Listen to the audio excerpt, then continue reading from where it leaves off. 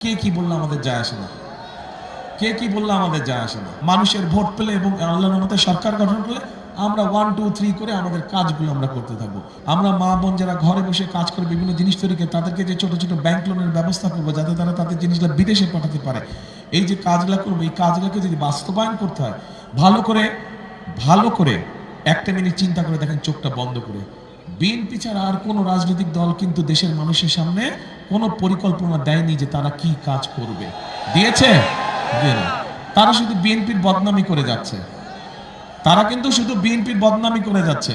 ভালো করুক, আমার কোনো আপত্তি নেই, আমাদের কোনো আপত্তি নেই। আমরা ভাই আপনাদের জন্য, দেশের জন্য কি করতে পারবো, কি করব, আমরা সেই পরিকল্পনা গ্রহণ করেছি।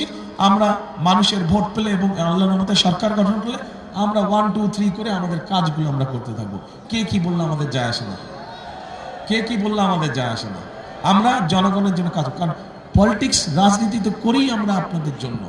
আপনারা যদি ভালো থাকেন আপনি তো অটোমেটিক আমাকে সমর্থন দিবেন না?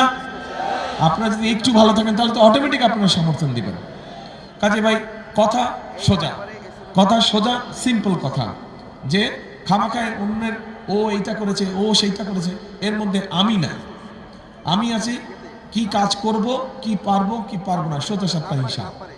এখন এই সোজা সাপটা কথা পছন্দ হয়েছে আপনাদের?